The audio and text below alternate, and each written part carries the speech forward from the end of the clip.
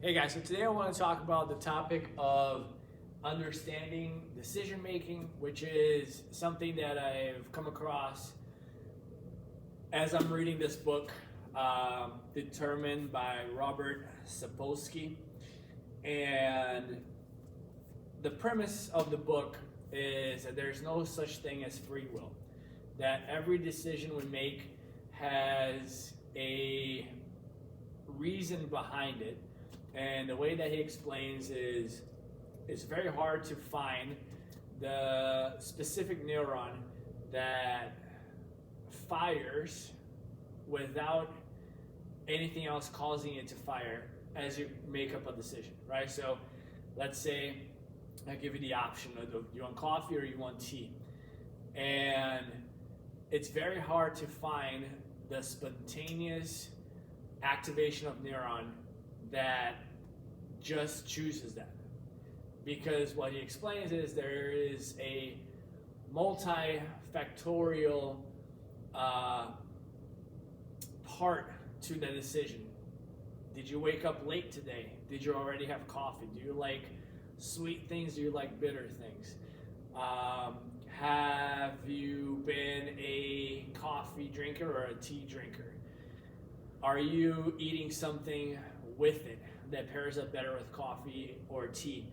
And there is no telling how far we can go to find the specific reason on why you choose anything. So the premise is that there is no free will, because every choice that we do is influenced by something, and it could be influenced by many things to the point that you don't have free will, that the choice has already been made due to all these factors. So I want to talk a little bit about that, because a lot of times when we talk about creating habits or modifying habits, this is what we're going to come across. Instinctive choices are easily influenceable. So anything that you tend to choose, anything that you choose without thinking, anything that you choose quickly, right? Those are instinctive choices, are easily influenced, and they can be influenced by hormones. So a lot of the biochemical things going on in your body can influence that, and usually this is a minutes to hours influence, right? Like what your hormone panel looked like 3 years ago is not going to influence your decision today, but how you woke up today might. The environment, so who are the people you are around, what country you're in, what is the time of day, anything regarding the scenario you're at. Your upbringing, so your experiences during childhood, your experiences during adolescence, your caregivers, anything that happened that made a big imprint in you and your brain, and things like genetics. All these are things that can influence your instinctive choice, what you're more prone to do, what your quick response is to something. Some of these are affected by our choices and habits, and some of them are just the cards we've been dealt. So the first two are things that are influenced by our choice and habits. Hormones, it's kind of like the chicken and the egg, right? Do I get depressed because I have a unbalanced hormone production, or the unbalanced hormone production caused depression? But we do know that there are things we can do to improve both hormone production and the amount of receptors we have to a certain hormone. So exercise, meditation, being around people that we love, all these things can affect how well we produce, how well we receive hormones, so that can change. The environment, obviously, this is an easy one, the people you are around, the culture you are around. So for example, I was brought up in Brazil. There was nothing I can do about that, right? I happened to be born there. Now I'm in the US. But I'm in Orlando where there's a big Brazilian influence, so I could be choosing to spend my time with them, that type of people, that type of culture, their values, or I can be more towards the American values and ways and style of living. Those are choices. Maybe I can't choose to move to a different country right now, but I can choose the people I'm around. I can choose what I do, the lifestyle I take. But obviously, your upbringings or genetics are things that you are born with, or are things that you really have no control over it. You don't control who takes care of you.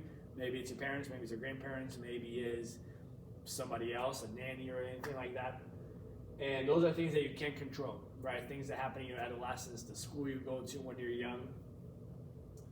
When it comes to choices that we want to change or choices that we want to get rid of, we must consider all of the above. So all the things that affect your instinctive choice, plus how often we have made a certain choice which might now become a habit. So if there's something we want to change or something we want to get rid of, we want to make sure if it's something that's influenced by my mindset, my mood, my hormones, my deficiency or micronutrients, whatever the case may be, that is something I can do something about, right? Through medicine, through exercises, experiences, anything like that. Environment, I want to make sure if it's the environment that I have an option to get rid or change my environment. Upbringing and genetics, so these are things that I want to consider, not because of how those things are happening today, because they might not, right? I don't go to the same school that I did when I was in elementary school. The people taking care of me are not my parents anymore. So these are going to be different. But if I have an understanding of what happened during my upbringing or what part of my genetics caused me to be more prone to act a certain way or believe something or choose something, then I'm more likely to be able to identify when something gets brought up that I can do something about it, and how often I've made that choice, which is not a habit. So if I know that it's a habit, I know that even more, I'm even more likely to have that instinctive behavior or instinctive choice because I've been choosing that over and over again. The process of breaking down a habit is much more complicated than just the process of creating a habit. So, acknowledgement of all the things that can influence me, and not just acknowledgement. That's the first step, right? Is knowing how something can affect me, but also being able to identify that thing is the first step. The second step to changing or affecting or getting rid of a behavior is a strong desire for change, right? If I know that when I drink alcohol, I become a worse person to be around, and I know that I'm more likely to drink alcohol when I'm in a social situation or when I'm stressed or when I have a work deadline, whatever the case may be. Acknowledging it is the first step to change that behavior. Hey, I know I've been stressed today. I know that when I get home, one of the first things I'm going to try to do is look at the cabinet, look at the thing, because that's just a habit I have. That's what I tend to do. The second thing is a strong desire for change. If I don't really want to change, then again, nothing will change. But if I have that strong desire for change, I have more chance to change the behavior, modify the behavior, get rid of the behavior. And then finally, I have to have some buffer time. And that is to keep us from doing an instinctive choice. The whole premise of the book that I mentioned in the beginning is that some of these things are what we believe to be the only choice and are the choices that we are inclined to make because of all the experiences and all the things that affect our decision making. But the biggest part of the book is that as humans, as an evolved creature that we are, we have this prefrontal cortex. That is the thing that can analyze, that can discuss, that can argue against our instinctive behaviors. Is the thing that can choose to ignore our natural senses. That's the thing that can cause somebody to run into a burning building to save somebody, or run towards gunfire to help anybody, or run across the street to grab a kitty or whatever while traffic is coming. It's the thing that can override our instincts and our habits to do something that goes against that. But we need that buffer time. We need to analyze, because if we just run by instinct, then we're more prone to do the thing that we're habituated or we're influenced to do. If I have all those three things, I can override the instinct. So, to better get that, we have to first understand ourselves. Biochemically, so what are my hormones like? Am I deficient in anything? What does my blood panel look like? Am I deficient in vitamin D? Right, I'm more prone to be depressed if I'm deficient in vitamin D. What are all the minerals or vitamins that I'm deficient in? What in my genes make me more prone to be like or to do? I've done a 23andMe, and they do a pretty cool thing that is all the genetic traits, right? I'm more likely to be bitten by mosquitoes. I'm more likely to like salty foods than sweet foods. And it tells you all the things that you're more likely to be inclined to do or to like or to do, think. What is the environment I'm in? What are my friends like? What do they value? What is the culture that I'm around? Is it a culture that chooses work over vacation, right? Where we have to work an entire year to get 1 week of vacation. I'm more likely now to care about this work part of my life. What is the parenting style that brought me up? What are my childhood experiences? What are things that I carry with me to this day? What are things that cause an imprint on me, or my behavior, on my view of the world? Obviously, the way you go through puberty, that's a big part, especially with hormones. What are my values, morals, goals, attributes? Understanding yourself is a big part of understanding why you make certain decisions. And there's many things I like to do for this. There are many books that are titled self-help books, but they're great books for you to learn your behavioral patterns. What are the things you tend to value? There's one thing that I really like. It's called Enneagram. It's a just personality quiz, and it's got a bunch of different types of personality. That once you take that quiz, it tells you what are you more likely to do, what are you more likely to value, how are you more likely to act. So things like that, not zodiac signs, that probably is not a very accurate thing. But little things like that can tell you and can help you find yourself are the first step to understanding yourself, understanding your decision making. The strong desire for change, what you need is a clear path to your goal. Understanding that if I choose not to drink today, that is one more day that I'll be out of this habit.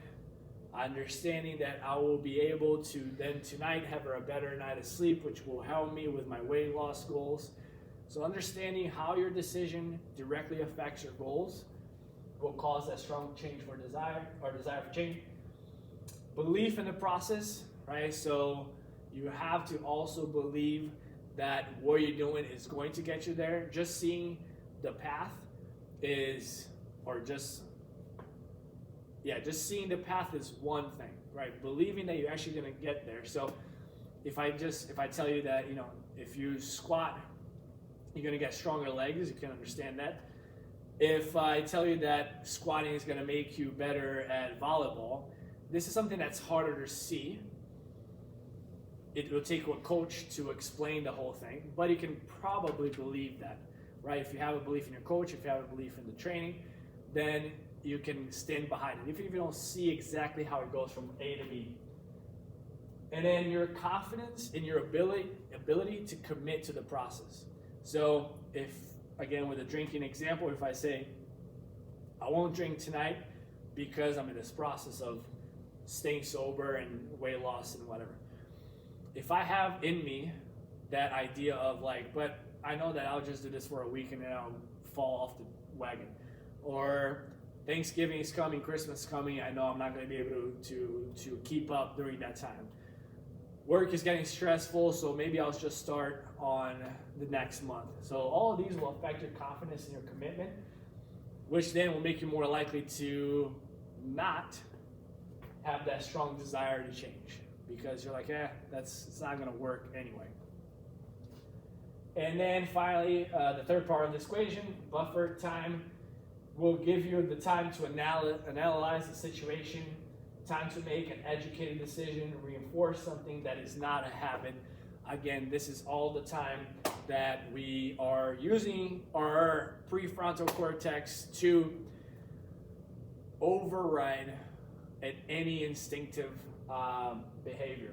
These are mostly improved with mental exercises. So in our BLG, that would be knowledge or mindset. So things like meditation will work on this buffer time. Any mental acuity games are good for these, like Sudoku, chess, crossword. These are all things that help you take the time to analyze the situation, to come up with a better answer, to see all the possibilities of what you could be doing. And this is how you override any instinct. So if you know that there are things you want to change, habits you want to change, if you know there's a decision that you always keep coming back to even when you don't want to, this is the process to dealing with it. Understanding yourself, have a strong desire for change, create an opportunity for a buffer time between the incident and your decision, and that's how we override instinct. And then obviously doing that over and over again is how you create a habit. I hope this helps. If you have any questions, let me know.